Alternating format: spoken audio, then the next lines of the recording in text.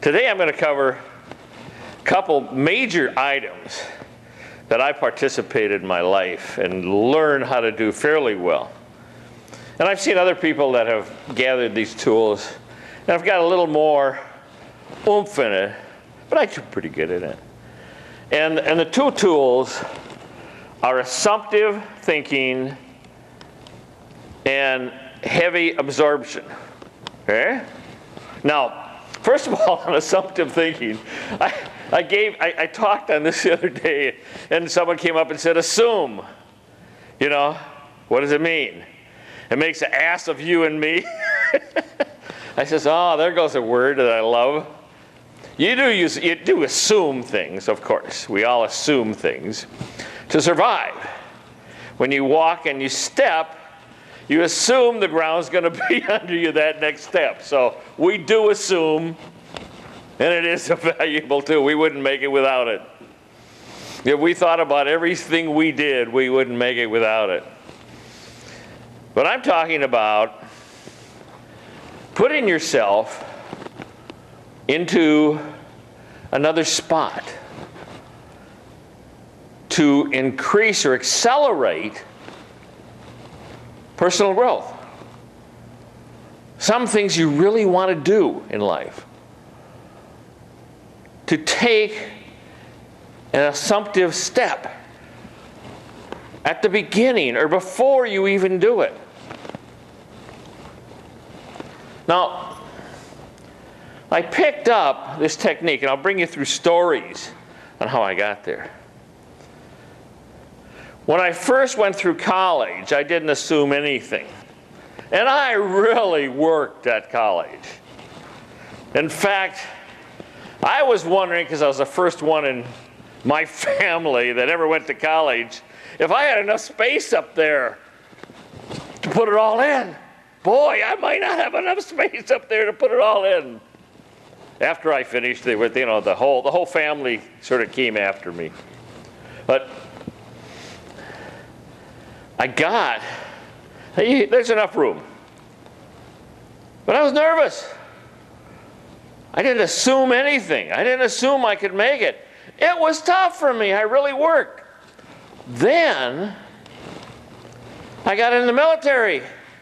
They had at that time in history what was known as the draft. I went up with my blue thing hanging down here and got my degree in philosophy, which is totally useless. But I've used it to think about things all my life. And with this useless thing, I walked out, and I went home, and I looked at the mailbox, and I had this letter. It said, U.S. government. And I got what they call a draft notice, and I said, oh, God, I can't do this. I just can't do a draft notice. It was Vietnam had just started, and I knew where I was going to end up. So I ran down. They had a naval station real close, NAS Twin Cities in Minneapolis. So I went down, and I said, what can I do? They said, oh, here's something you can do. We're going to make you an aviator. I said, I have never been in a plane. They said, well, take the test. Nothing wrong. So I took the test, and I passed it. Well, I passed it, and they said, oh, go be an aviator. I said, great. I said, when am I going to get to fly? They said, down there. They put me on a commercial flight. So I got in, and I was down there. And all of a sudden, I found out that you can't go to the library and study after things. They put you in front of stuff, and they put all these plain books in front of you and said, learn it. Now you might have 3 minutes, and now go out and run 10 miles. And I looked, and I says, oh, well, I'm going to have to take another approach at life here, or I'm not going to make this. So I just said, mind, get this. So I just look at the pages and turn them, because that's about all you had time for. And it was really surprising that I passed these tests. It was like, I I was forced into thinking faster. And I said, well, I'm just going to assume I can do it. So I started doing it. And I took this tool on through all my military. I would go in and I'd say, I assume I'm going to pass the next test. I assume I'm going to do good in class. And I went from of 60 people, the 58th person, down to the 5th by this approach. And it's assuming. Now, assuming has worked all my life. When I decided to be a CPA, everyone know what a CPA is? Certified Public Accountant? They have a really, really tough test that you have to take to do it. Well, I had got out of the service, and I went down and I said, I want to have a degree in international management. So I got a degree in international management, and at that time in the world, you know what it was worth? About the same as my bachelor's in philosophy. And I said, man, I got to do something. So I said, well, they want accountants all over the world. I can travel and be an accountant. But I only had like 5 credits in accounting. So I says, well, assumptive thinking. I'm going to be an accountant. I still got more of my GI Bill. I went for it. So I went down. I went to ASU, Arizona State University, and I signed up for 47 credits for that year in accounting.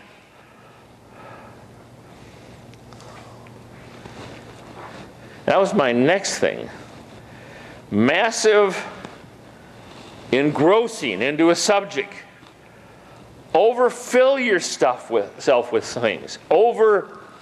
Just load yourself with it. Just absolutely 100% dunk yourself in the water. So I assumed I was a CPA before I even started. And then I started really getting into it. I would go from one class to another, one accounting class to another. And my objective was to get through the classes. I didn't care about the grades, because I already had 3 degrees by that time. But I needed to get a job. I had a family, and I wanted to do it. And it worked for me in the service, and I did it. By the end of that year, I had over 50 credits, and I went and took my CPA exam a month after I got out and passed it. That was the whole objective. Grades didn't matter except to get C's or better. I think I did pretty good in some of the things, but that was the objective. Go for it. Now, these tools have worked for me all my life now. I got into some very, very critical situations. And I don't mean life-threatening. I did those when I was doing things that were not appropriate, but not life-threatening, but career-threatening.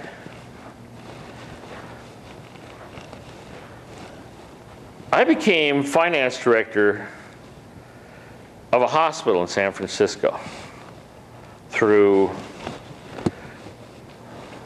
the maze of jobs we get in life.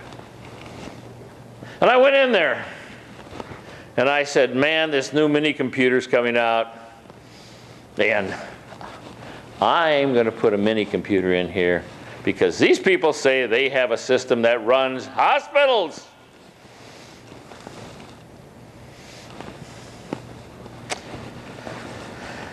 You can imagine the first computers coming out, the first mini computers.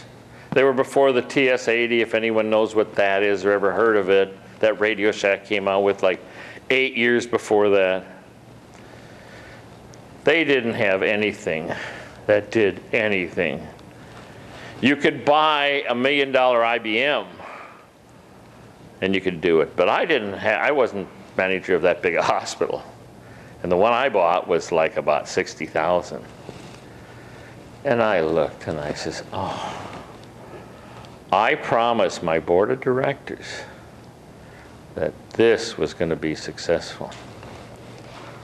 So I went back to my toolkit, and what did I do? Massively involved myself in programming and assumed I was a programmer that had completed hospitals. Now, it involved a little time. Being finance director, I had to be there about 9 and work till 3:30. Then I went into the computer room and I worked at 2, 3, 4 in the morning. And I had to do that for 6 months. But I massively put myself in it and would not stop. Would not stop. And what did that happen? At the end of that time, I had a hospital system on a mini computer that could run any hospital in the world. And my journey took me other places. But that whole experience created me as a master programmer. I had learned how to do a major language at that time. At that time it was Business Basic. And I learned how computers operated. I went back to bits and bytes. But I massively put myself into it. And I had to do this one more time in computers. But I'm going to skip ahead now. We're going to take another journey. We're going to go 34 years or 35 years. That was easy. And we're going to go into my 69th birthday, and I said, I am going to be a Toastmaster. So what did I do? I went into my assumptive thinking, and I went into massively putting myself into Toastmasters. So I don't even have one in this. Usually I have a coin, and I take a coin out and I give it to me and I put it in the other pocket. And I say, because I got paid, what am I? Professional. Yes, Luke, I'm a professional. I got paid for it. So I assumed I'm a speaker. So I started off in my first speaking.